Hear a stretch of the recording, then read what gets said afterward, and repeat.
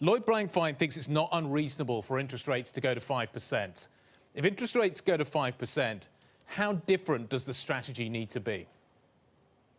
Well, if we were to go to 5%, the strategy would be very different. And as Lloyd said, every single asset class around the world would need to be repriced. So if we were to go to that level, that obviously poses a big risk to valuations from anything in public markets, private markets, and so forth. But I think Lloyd would also agree that this is not the scenario that we foresee in the near term future. I think the likely scenario is that inflation is going to stay elevated. We're still going to be running core PCE close to 4% for the next few quarters. And slowly but surely, we're likely to come down to 3%, 2.5% by the tail end of next year. So the Fed may or may not act on that, but they're not going to act by hiking, multiple times in a quarter. They're likely to go at a very measured pace. So I think that's a scenario that we can put aside for the time being. The scenario that we need to focus on today is how are we going to overcome these inflation challenges and how are we going to overcome the supply chain issues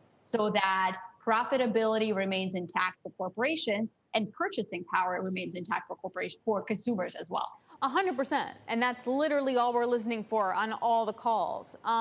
Where do you think that that's priced in? And where do you think there's more potential downside to be priced in dealing with that? Alex, I think a lot of the supply chain fears are starting to be priced in. I mean, I really see Q3 as the quarter for peak shortages and peak delays.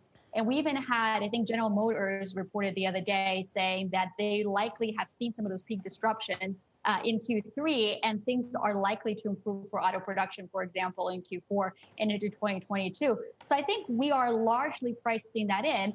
And there's three different indicators that I would point to say that maybe a lot of these things are priced in. First of all, it's the shipping costs that a lot of companies have worried about. And if you look at some of the shipping indices, the price for container ship freight has started to come down.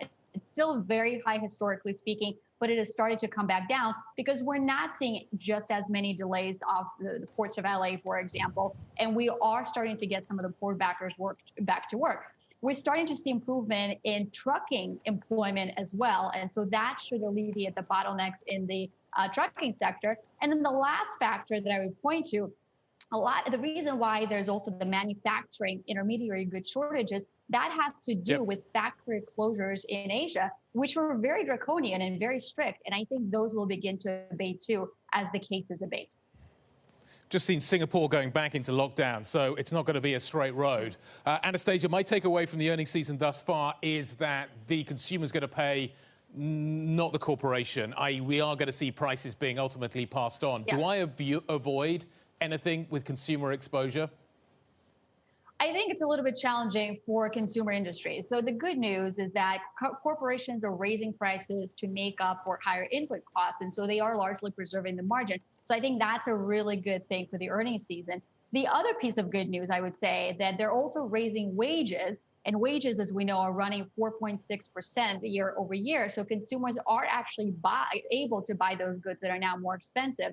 So those are really two positive things. But I would still, from an investment perspective, shy away from consumer staples and consumer discretionary, because at some point after three price hikes, do you go for that fourth? I'm not so sure. And at the same time, even though I do think we're seeing peak shortages that should abate, it's still going to take months or maybe quarters for them to fully resolve. And by the way, some of the consumer companies are using contract rates versus spot rates. So I still think because they have thin margins, those margins can still be under pressure and be compressed. So I would avoid some of those sectors. And I would focus on sectors like real estate, financials, parts of infotech, where margins are really wide and you don't have the same sensitivity to rising labor costs, for example. Here's my broader question, and I kind of was hinting at that before. Do markets care? And I made this point earlier when you have PIMCO coming out and saying we have an uneven recovery, uneven growth, et cetera. Sentiment is rolling over for all the reasons that you just outlined. Risks are piling up on that. But the VIX is at 15, and we're still right around record highs for the S&P. Yeah, there's a few reasons why the markets are shaking off a lot of this. I would say seasonality just has a lot to do with it. I mean, year after year, we see the same pattern. We have a volatile September, the volatile first half of October, and then things tend to pick up.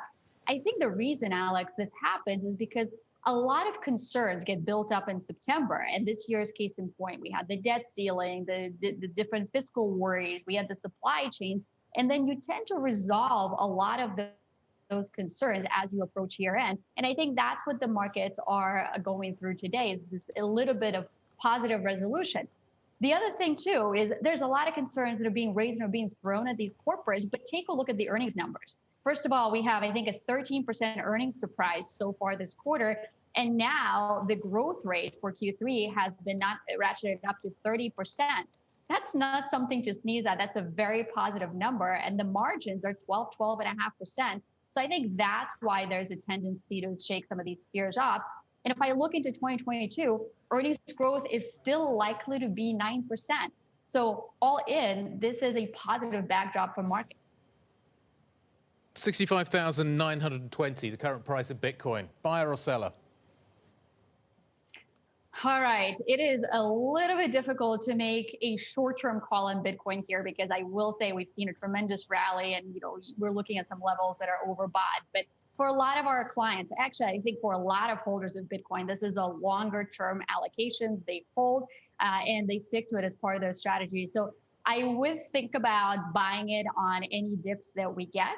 Because longer term, if you think about there's close to 40 million of Bitcoin addresses today. If that 40 million goes to 80 million and something higher than that, that network value, that network effect of Bitcoin should continue to drive the price of it higher. So I think it's an important part of the portfolio. It has the low correlation. It has a high risk adjusted expected return as well as prior returns. So I think it does have a place in the portfolio, but it's been quite a rally here near term.